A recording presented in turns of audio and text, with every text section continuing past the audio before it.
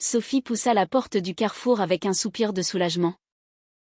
Les bras chargés de sacs remplis de provisions pour la semaine. Il était tard. Presque minuit. Et les lumières fluorescentes du supermarché parisien clignotaient faiblement, signalant la fermeture imminente. Elle avait couru après une longue journée de travail au bureau, évitant de justesse les embouteillages du périphérique.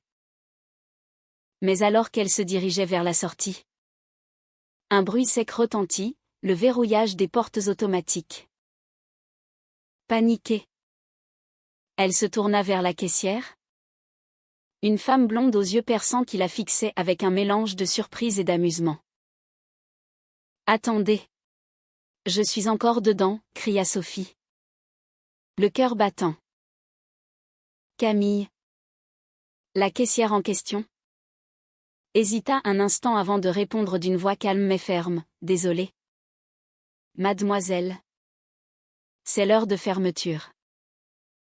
Les portes sont verrouillées automatiquement. On va devoir attendre le gardien pour les rouvrir. » Sophie sentit une vague de frustration monter en elle. Elle avait une réunion importante le lendemain matin. Et passer la nuit coincée dans un supermarché n'était pas dans ses plans. Pourtant, en croisant le regard de Camille, elle nota une étincelle inhabituelle. Quelque chose qui la fit frissonner malgré elle. Les deux femmes se retrouvèrent seules dans l'immense espace désert, entourées de rayons vides et de silence oppressant. Au début, elles tentèrent de contacter le gardien via l'interphone, mais aucune réponse ne vint. Camille expliqua que c'était une panne récurrente, et qu'il faudrait peut-être attendre des heures. Sophie, habituée à contrôler chaque aspect de sa vie, se sentit vulnérable. Elle était une avocate de 28 ans, issue d'une famille conservatrice de la banlieue chic de Neuilly-sur-Seine, où les apparences comptaient plus que tout.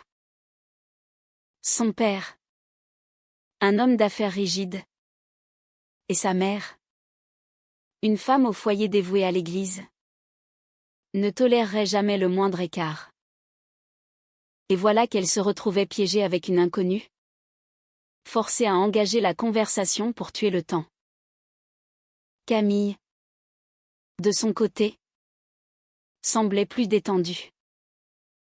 À 32 ans, elle travaillait au Carrefour depuis 5 ans, un job qu'elle avait pris par nécessité après avoir abandonné ses études d'art pour subvenir aux besoins de sa famille.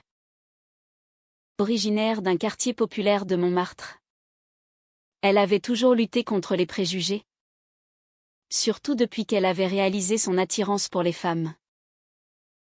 Mais elle gardait cela secret, craignant les réactions de ses collègues et de sa sœur cadette, qu'elle élevait seule. « Asseyez-vous », proposa Camille en désignant un banc près des caisses. « On peut discuter en attendant. » Sophie accepta à contre-cœur. Et la conversation s'engagea sur des banalités, la météo pluvieuse de Paris, les prix exorbitants des produits bio. Au fil des minutes, cependant, les échanges devinrent plus personnels.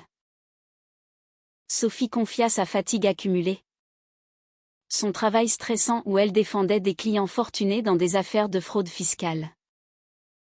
Camille rit doucement, avouant qu'elle enviait parfois cette vie structurée, loin de ses horaires décalés et de ses fins de mois difficiles. Mais sous cette apparente légèreté, Camille sentait une connexion naître. Sophie, avec ses cheveux bruns cascadant sur ses épaules et son air sophistiqué, l'attirait irrésistiblement. Elle se surprit à poser des questions plus intimes. « Et vous ? Vous avez quelqu'un dans votre vie ?» Sophie rougit légèrement, secouant la tête. « Non. Je suis trop occupée. Et mes parents me pressent pour que je trouve un bon parti. » Le mot « bon parti » sonna faux aux oreilles de Camille, qui devina une hésitation plus profonde. La nuit avançait, Et le gardien ne donnait toujours pas signe de vie. Elles décidèrent d'explorer le supermarché pour trouver une sortie de secours. Mais toutes les portes étaient scellées. Durant cette errance, Sophie trébucha sur un carton mal rangé. Et Camille la rattrapa de justesse, leurs mains se frôlant. Ce contact électrisa Sophie, qui recula vivement. Confuse. Merci, murmura-t-elle, le cœur en désordre. Camille, sentant la tension, choisit de ne pas insister. Mais intérieurement, elle luttait contre son propre désir. Elle savait que s'engager dans une telle voie pouvait tout détruire, son job, sa réputation, et surtout, la garde de sa sœur si les services sociaux apprenaient son orientation. Enfin, après 2 heures interminables, le gardien arriva, s'excusant platement pour le retard dû à une urgence personnelle. Les portes s'ouvrirent, et Sophie s'empressa de sortir, remerciant Camille d'un sourire forcé. Mais en rentrant chez elle, dans son appartement haussmannien du 16e arrondissement, elle ne put chasser l'image de cette femme. Le lendemain, au bureau, elle se surprit à repenser à leur conversation, à ce frôlement innocent qui avait éveillé en elle des sentiments refoulés depuis l'adolescence. Sophie avait toujours nié son attirance pour les femmes, craignant le rejet familial. Son père, fervent catholique, avait souvent condamné l'homosexualité comme un péché. Pourtant, cette nuit avait fissuré sa carapace. De son côté, Camille rentra chez elle épuisée, mais avec un espoir naissant.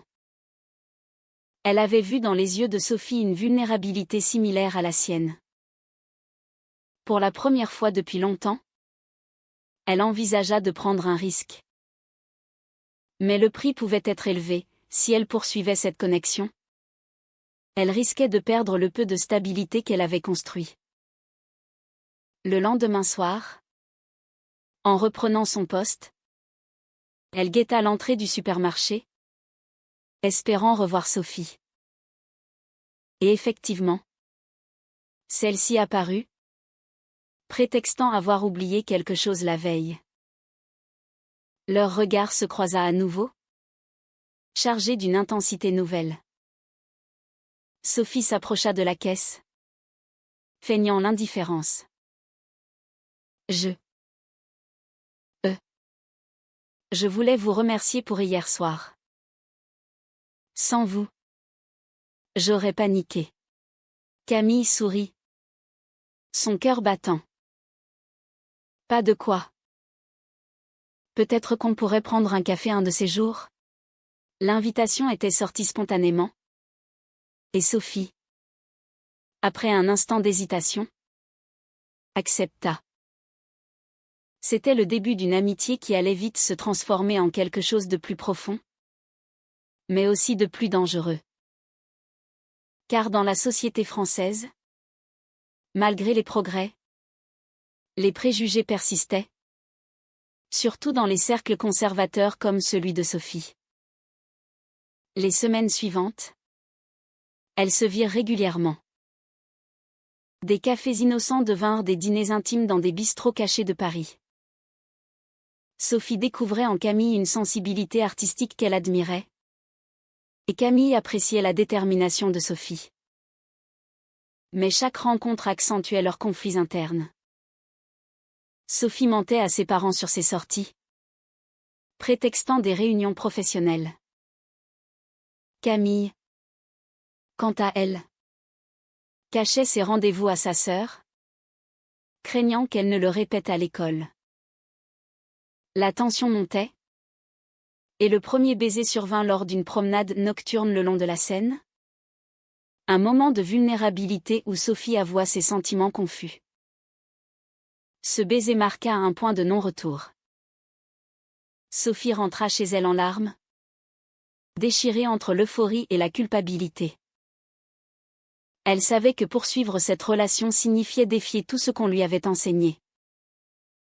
Camille, de son côté, se sentait trahie par elle-même. Avait-elle le droit d'entraîner Sophie dans ce tourbillon?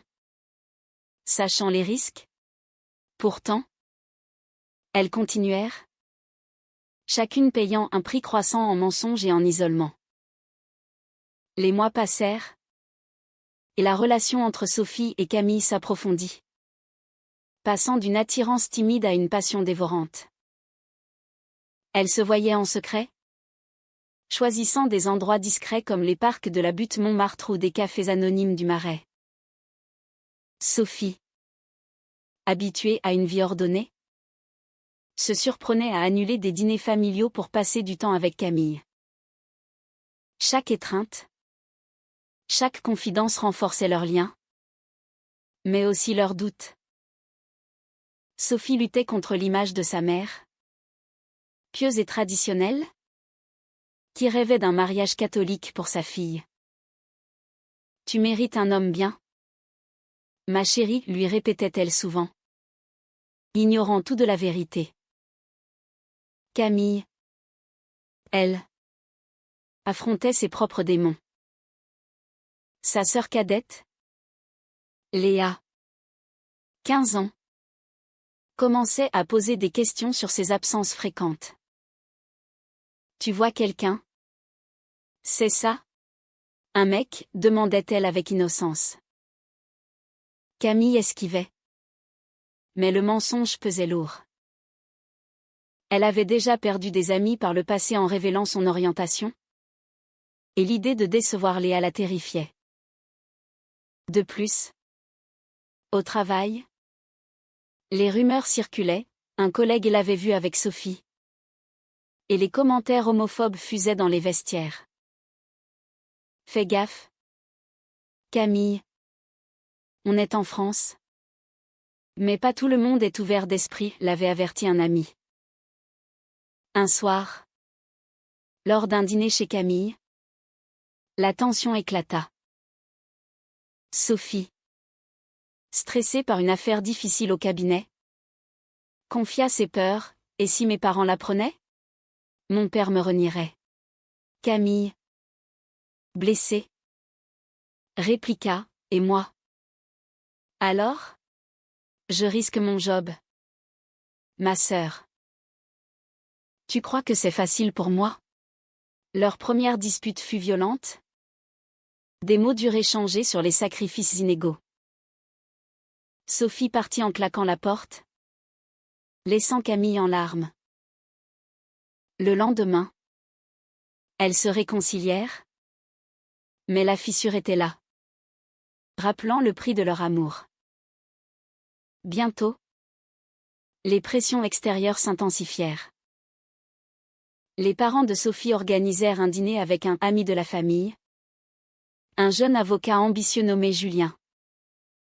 Sophie y alla à contre-cœur, feignant l'intérêt. Mais Julien, perspicace, sentit son détachement. « Tu sembles ailleurs » commenta-t-il. Sophie rentra chez elle rongée par la culpabilité, se demandant si elle n'aurait pas dû choisir la voie facile. Pendant ce temps, Camille recevait un appel des services sociaux, une enquête anonyme sur sa capacité à élever Léa, mentionnant des comportements inappropriés. Paniquée, elle suspecta un collègue jaloux. La confrontation avec la réalité vint lors d'une fête familiale chez Sophie. Sa mère, suspicieuse, fouilla son téléphone et trouva des messages ambigus de Camille. « Qui est cette Camille? Une amie? Ou plus ?» demanda-t-elle, les yeux emplis de déception. Sophie nia. Mais le doute était semé. Elle décida alors de mettre de la distance avec Camille, prétextant un voyage d'affaires. Camille, blessée par ce silence soudain, se sentit trahie. Tu me laisses tomber au premier obstacle, lui envoya-t-elle dans un message rageur. Pourtant, l'absence raviva leur désir. Sophie, seule dans un hôtel de province, réalisa à quel point Camille lui manquait. Elle rentra plus tôt et se précipita chez elle. Leurs retrouvailles furent passionnées, mais marquées par une promesse: on doit être plus prudente. Malheureusement, la prudence ne suffit pas.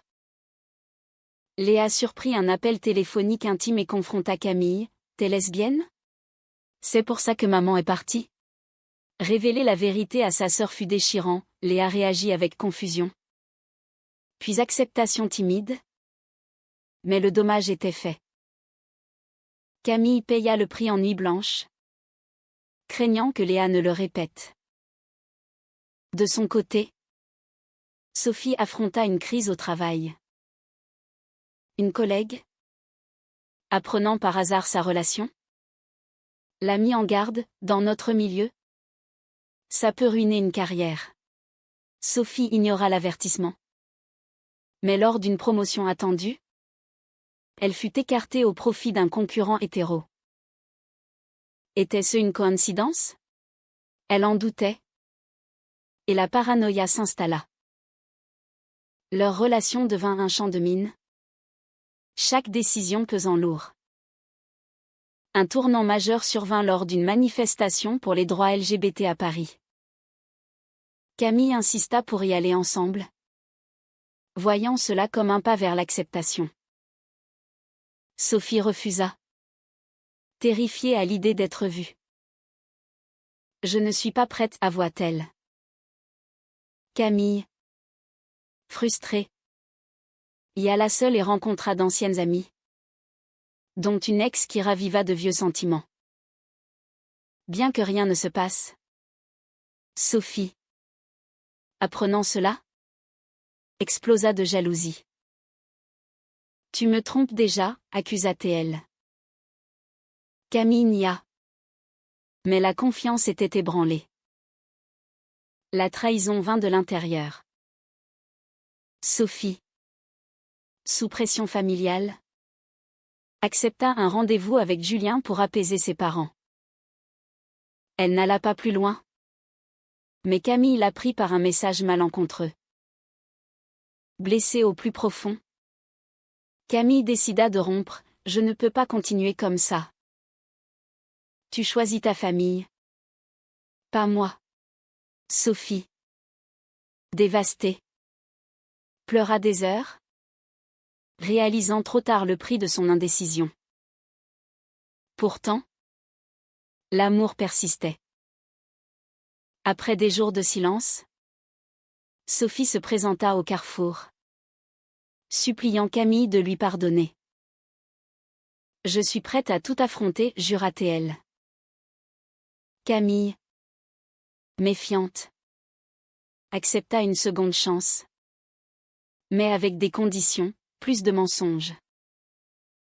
Elles reprirent, plus fortes. Mais les ombres planaient toujours. La réconciliation apporta un répit temporaire, mais les conflits internes s'amplifièrent. Sophie, déterminée à prouver son engagement, commença à défier subtilement sa famille. Lors d'un déjeuner dominical, elle mentionna Camille comme une amie proche, observant les réactions. Son père fronça les sourcils. Une caissière?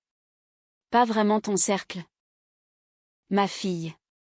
Ces mots la blessèrent, renforçant sa résolution, mais aussi sa peur. Elle paya le prix en insomnie, imaginant le jour où elle devrait avouer la vérité.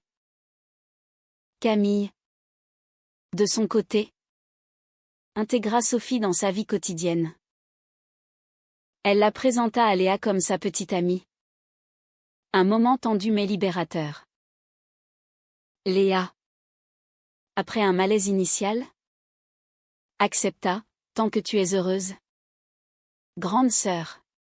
Pourtant, à l'école, Léa subit des moqueries lorsque la rumeur se répandit. Ta sœur est une gouine, lui lança un camarade. Camille, apprenant cela, se sentit coupable, questionnant son choix d'impliquer Sophie. Les pressions sociétales culminèrent lors d'un événement professionnel pour Sophie. Invitée à un gala avec des clients influents, elle dut y aller seule, craignant d'emmener Camille. Ce n'est pas le moment, expliqua-t-elle. Camille, compréhensive en surface, bouillonnait intérieurement. Quand sera le moment? Alors? Quand je serai assez présentable? Leur dispute suivante fut plus violente, touchant aux inégalités de classe. Sophie, issue de la bourgeoisie, ne mesurait pas pleinement les sacrifices de Camille. Un incident dramatique accéléra les choses. Au supermarché, un client agressif insulta Camille après une erreur de caisse. Sale lesbienne. Retourne à tes affaires. Sophie, présente par hasard, intervint, défendant Camille publiquement. Le scandale fit le tour des réseaux sociaux locaux. Et les parents de Sophie l'apprirent. Son père l'appela furieux. C'est vrai? Tu es comme ça? Sophie, tremblante, confirma. La réponse fut un silence glacial, suivi d'un ultimatum: choisis, ta famille ou cette femme. Le choix déchirant pesa sur Sophie. Elle envisagea de rompre pour préserver la paix familiale. Mais l'idée de perdre Camille la terrassait. Camille, sentant son hésitation, proposa une pause. Je ne veux pas être la cause de ta ruine. Mais Sophie refusa, optant pour la confrontation. Elle se rendit chez ses parents, avouant tout. Les larmes coulèrent. Les accusations fusèrent. Tu nous déshonores, cria sa mère. Sophie partit. Le cœur brisé, coupée financièrement et émotionnellement. Camille la soutint, mais paya son propre prix. Son patron, informé de l'incident, la muta au stock, prétextant une réorganisation. On évite les drames ici, dit-il. Camille, humiliée, songea à démissionner, mais les factures l'en empêchèrent. Leur relation, autrefois source de joie, devint un combat quotidien contre l'adversité. Une trahison inattendue vint de Léa. Sous pression à l'école, elle confia à une amie que Sophie était riche et snob. Des mots mal interprétés qui parvinrent aux oreilles de Camille. Blessée, Camille accusa Sophie d'être condescendante. Tu me vois comme une aventure? Pas une égale. Sophie nia. Mais le doute s'installa. Elles traversèrent une période de froid, chacune questionnant ses motivations. Pourtant, un événement les unit à nouveau. La mère de Camille, absente depuis des années, réapparut, demandant pardon. Camille, émue, partagea ce moment avec Sophie, renforçant leur lien. Mais la mère, conservatrice, rejeta leur relation. Ce n'est pas naturel. Camille défendit Sophie, perdant ainsi une chance de réconciliation familiale. Les choix moraux devinrent centraux. Sophie, privée de soutien parental, accepta un job moins prestigieux pour plus de liberté. Camille, inspirée, reprit des cours du soir en art, rêvant d'une vie meilleure. Leur sacrifice forgeait leur résilience, Mais les blessures accumulées menaçaient de les briser.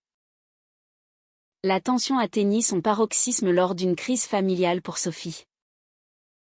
Son père, hospitalisé pour un problème cardiaque, la rappela à son chevet. « Je veux que tu reviennes ?» Mais sans elle, murmura-t-il. Sophie, déchirée, envisagea d'obéir pour ne pas aggraver sa santé. Elle confia ses doutes à Camille, qui réagit avec colère. « Tu vas me sacrifier pour eux ?» Sophie nia. Mais le cide du doute était planté. Elle choisit de rester avec Camille, mais apprit plus tard que son père avait aggravé son état par stress. La culpabilité la rongeait. Avait-elle fait le bon choix? Camille, sentant la fragilité de Sophie, commit une erreur. Jalouse d'un collègue proche de Sophie, elle fouilla son téléphone, découvrant des messages innocents mais interprétés à tort. « Tu flirtes avec lui », accusa-t-elle. Sophie, outrée par cette invasion de privacy, cria « Tu ne me fais pas confiance ». Leur rupture temporaire fut dévastatrice, chacune isolée dans sa douleur. Pendant cette séparation, Sophie affronta les préjugés sociaux. À une réunion d'anciens élèves, des amis la questionnèrent « C'est une phase ?» Elle défendit son identité, perdant des relations superficielles mais gagnant en authenticité. Camille, de son côté, participa à un groupe de soutien LGBT, y rencontrant des histoires similaires qui l'aidèrent à guérir. La réconciliation vint lors d'un appel désespéré de Sophie, « Je ne peux pas vivre sans toi ». Elles se retrouvèrent, avouant leurs erreurs. Mais le prix était élevé, Sophie perdit son héritage, Camille sa promotion. Elles décidèrent de déménager ensemble dans un petit appartement à Belleville, symbole de leur engagement. Pourtant, les défis persistaient. La sœur de Camille, Léa, fugua après une dispute sur leur relation. Camille, paniquée, la chercha toute la nuit avec Sophie. Elles la retrouvèrent dans un squat, effrayée mais repentante. Cet incident renforça leur unité familiale naissante, mais rappela les dommages collatéraux. Un dilemme moral surgit lorsque Sophie reçut une offre d'emploi lucrative, conditionnée à une vie discrète. Elle refusa, choisissant l'intégrité au détriment de la stabilité financière. Camille, fière mais inquiète, soutint sa décision. Leurs débats sur le bon choix devinrent quotidiens, questionnant si l'amour valait tous ses sacrifices. Au fil du temps, Sophie et Camille construisirent une vie ensemble, affrontant les tempêtes avec une résilience accrue. Sophie fonda son propre cabinet, spécialisé dans les droits LGBT, transformant sa douleur en action. Camille, diplômée en art, exposa ses œuvres, gagnant reconnaissance. Leur relation, forgée dans le feu, devint un pilier. Mais les cicatrices restaient, famille distante, amis perdus, carrières altérées. Un dernier conflit surgit lorsque la mère de Sophie tenta une réconciliation, exigeant que Camille reste en retrait. Sophie refusa, c'est elle ou rien. La mère partit, laissant Sophie en deuil d'une relation maternelle. Camille, de son côté, confronta son patron sur la discrimination, obtenant justice mais perdant des collègues. Leur amour triompha. Mais à quel prix? Elles avaient tout perdu pour tout gagner, liberté, authenticité, connexion profonde. Pourtant, dans les moments calmes, Elle se demandait si les choix étaient justes. Était-ce vraiment la bonne décision de tout sacrifier pour l'amour? Ou l'égoïsme a-t-il primé sur les devoirs familiaux?